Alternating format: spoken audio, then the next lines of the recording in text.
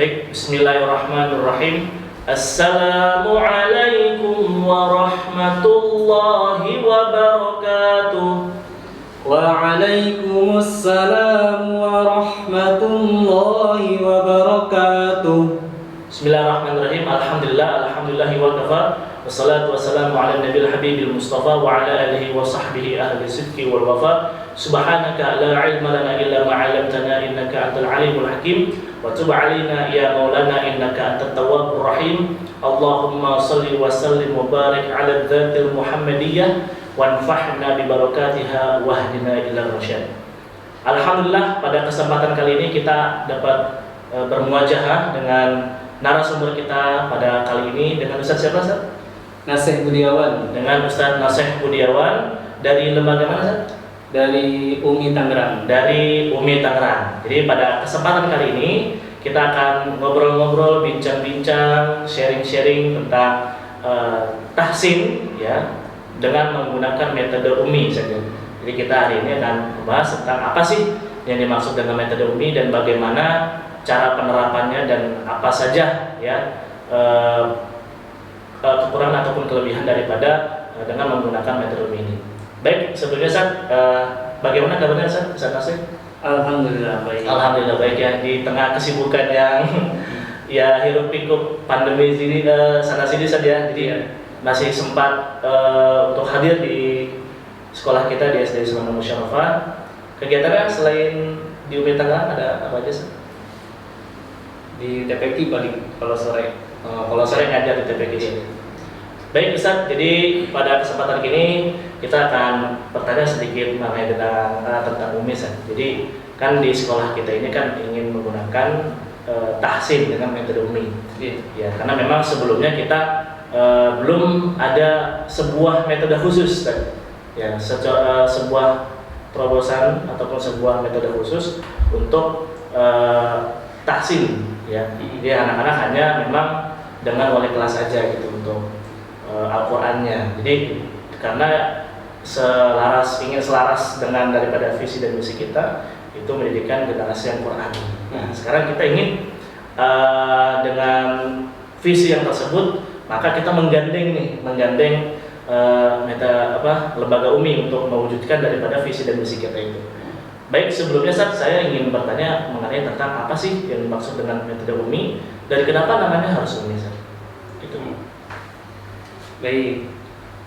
Kenapa metode UMI ya? Iya, Ustaz. Kenapa metode UMI? Kenapa namanya bernama UMI? Iya, Ustaz. Baik, dari namanya mungkin kita sudah tidak asing Ustaz ya. Iya. UMI ya siapapun pasti tahu kalau ditanya artinya, berarti artinya adalah ibu. Ya, dalam hal ini berarti ibuku. Ya. Kenapa penulis menamakan UMI? Ya, karena untuk menghormati tanda jasa sebagai ibu yang luar biasa kepada kita semua, ya, sehingga kita bisa menjadi pribadi yang baik, ya, orang yang baik ya, berkat ibu kita.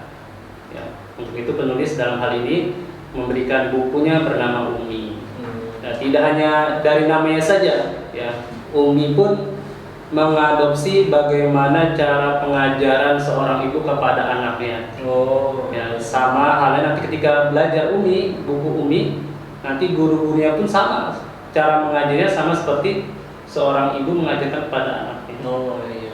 Jadi seperti itu. Jadi kayak kenapa namanya UMI? Karena satu menghormati jasa seorang ibu saja dan makanya sifat keibuan gitu. Bagaimana cara mengajar sifat yang seperti seorang ibu gitu sih.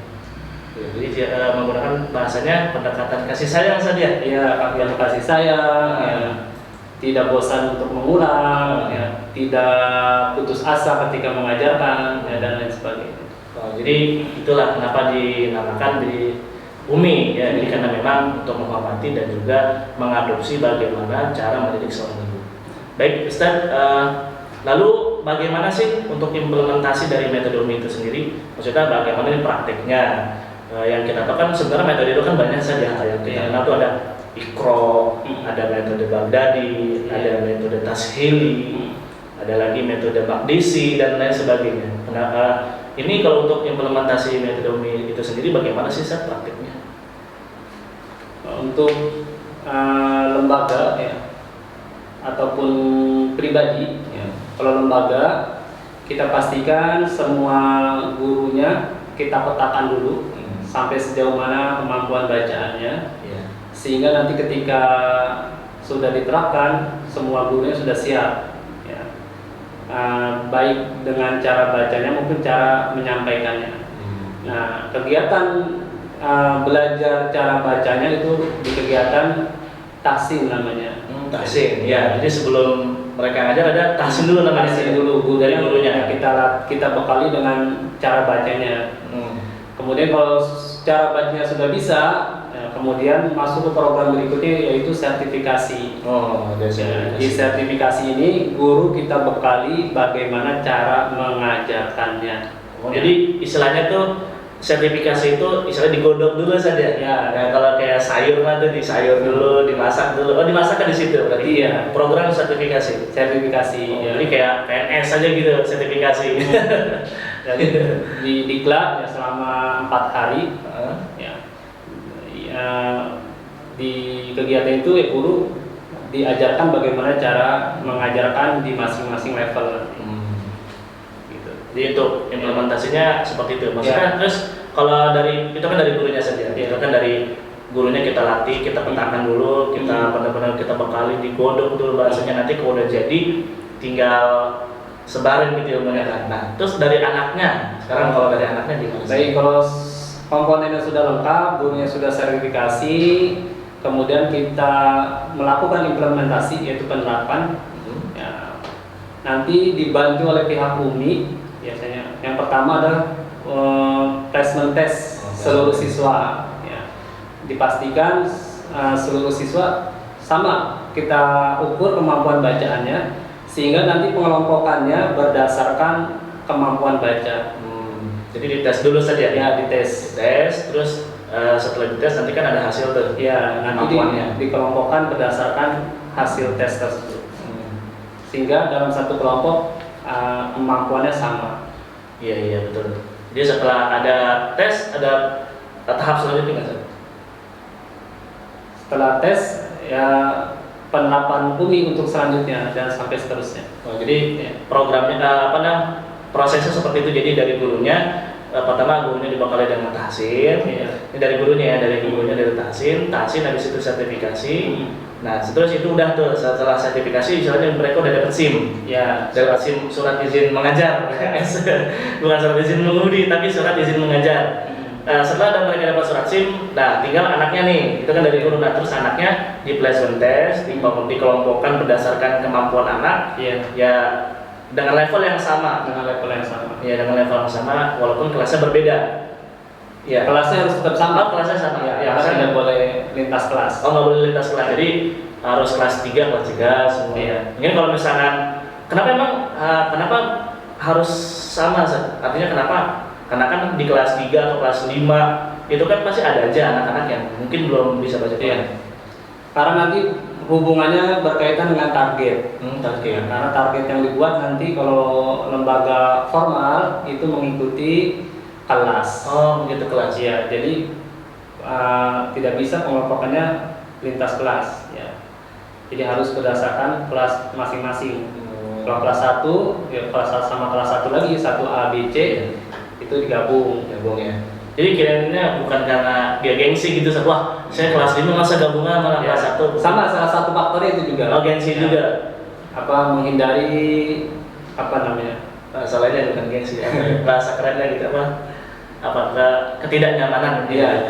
Mungkin karena aduh saya malu nih, masa saya udah kelas 5 nggak bisa baca ini. Ya atau bahasa belum bisa baca Quran jadi masukkan ke kelas 1. Mungkin itu ya salah satu tujuan daripada kenapa nggak boleh lintas kelas. Oke, Ustaz, terima kasih. Terus kalau kan Umi ini kan semua orang pasti banyak yang kenal lah, ya kan, banyak yang kenal. Siapa sih sekolah mana yang nggak kenal dengan metode Umi kan? Ya memang nggak semua sekolah juga kan yang bisa menerapkan itu. Dan kira-kira apa sih dari keunggulan metode Umi itu sendiri? Maksudnya dibandingkan dengan metode yang lain? Keunggulannya apa keunggulannya ya? Ya maksudnya Umi ini dijadikan sebuah metode yang tepat lah bahasanya. Kenapa juga SD kita juga itu kan menggunakan, pasti kan kita nih SD kita nih pakai metode UMI, pasti kan ada salah satu faktor yang dilirik dari sekolah kita dari metode UMI itu sendiri. Kira-kira pasti kan ada faktor keunggulan nih. Baik, untuk metode sendiri, metode pembelajaran Al-Quran tadi sudah disebutkan juga di Indonesia begitu banyak ya metode-metode yang bertebaran. Tapi untuk UMI sendiri, sebenarnya kalau UMI itu lebih ke sistematika pembelajaran Al-Quran. Oh iya. Sehingga yang namanya sistem, ya diharapkan ada komponen-komponen yang mendukung sehingga bisa menghasilkan anak-anak yang bacanya baik. Ya. Dari cara ngajarnya dia harus tersistem, harus sama. Ya, mulai dari salam sampai mulai dari salam pembuka sampai salam penutup itu semuanya ada SOP-nya. Iya. Ya. Sehingga harapannya siapapun yang ngajar, gurunya sudah mengikuti sertifikasi, ya pasti nanti hasilnya juga sama. Seperti itu. Jadi disamaratakan. Jadi Ya. apa? Ada tujuannya sertifikasi biar supaya gurunya sama rata gitu. Ya, sama. Jadi nggak ada yang beda-beda gitu, salamnya masih guru fulan sama Ya. guru fulan itu beda-beda, enggak seperti itu ya. Jadi misalkan ada guru yang nggak hadir ketika dibadalkan, ya dari mulai salam pembuka, proses mengajar sampai salam penutup juga harus sama semua. Iya, karena sudah tersistem. Karena sudah tersistem ya yang baik. Oke, terima kasih banyak Ustaz. Itu kan tadi sudah ya pengumpulan metodenya seperti itu. Nah, kalau misalkan kira-kira output daripada Quran UMI atau yang sudah diterapkan dengan metode UMI, biasanya nih kelas berapa pada tingkat berapa dia sudah bisa baca Quran gitu.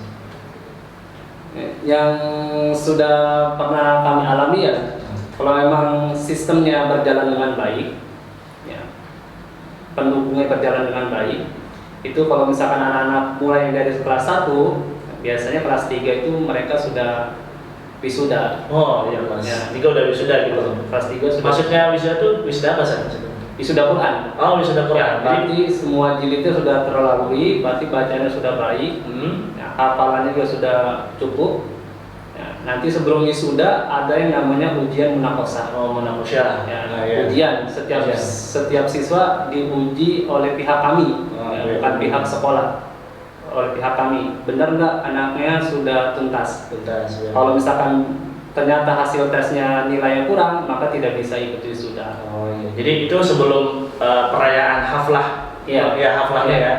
Jadi istilahnya kan kita kalau kenal dikatakan wisuda atau munakosah itu kan tingkat akhir. Iya. Sementara kalau untuk ini untuk Quran dari metode UMI sendiri itu tidak ada di tingkat akhir, tapi misalkan dia udah selesai di kelas 3, Iya. semua jilidnya udah beres, ya Bisa wisuda. Iya. Jadi nggak mesti harus nunggu sampai kelas 6. Iya. Rata-rata sampai kelas 3 atau kelas 4 Iya. udah selesai semua. Rata-rata kelas 3 rata-rata. Rata-rata. Iya. Oh, luar biasa. Jadi anak-anak nih dari mulai dia belajar jilid 1 sampai habis tuh, sampai kurang lebih sampai 9 buku saja, 9 jilid. Itu kelas 3 udah bisa lancar baca Quran. Sementara memang target kita itu benar-benar harus membangun ya generasi yang Qurani, artinya yang benar-benar bisa mengimplementasikan Al-Quran di kehidupan mereka, baik itu dari cara bacanya kah, atau mengikuti daripada sifat-sifat yang ada di dalam Al-Quran itu sendiri itu. Dan memang itu harapan kami dari sekolah SD Islam Al-Musyarafah menggandeng metode UMI ini untuk bisa ya menerapkan atau mengimplementasikan Al-Quran ke dalam kehidupan yang nyata. Baik Ustaz, terima kasih banyak terkait dengan diskusi ataupun tanya jawab tentang masalah metode ini, karena bagaimanapun juga memang metode itu pasti memiliki keunggulan tersendiri. Makanya kita menggandeng ini mungkin ada sesuatu nilai yang lebih Ustaz dari metode itu sendiri. Baik Ustaz, apakah ada sedikit sebuah kalimat untuk teman-teman atau para penonton di rumah, itu bagaimana himmah atau cita-cita kita untuk bisa belajar Al-Quran gitu. Pesan dan kesannya itu atau pesannya lah gitu. Pesannya ya tetap semangat ya untuk membangun generasi Qurani ya dimanapun kapanpun, sebisa kita, semampu kita ya, terutama dalam hal Quran ya. Harapannya anak-anak, minimal anak-anak SD itu tuntas bacaan Al-Qur'annya. Jangan sampai SMP, SMA justru malah belum bisa baca Quran. Ya, harapannya seperti itu. Oh, gitu aja sih.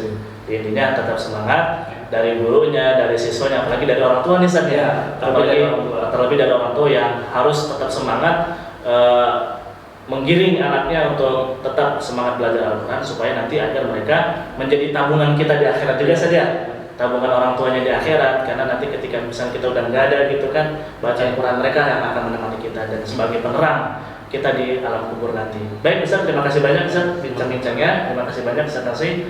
Mungkin ini saja. Assalamualaikum warahmatullahi wabarakatuh. Waalaikumsalam.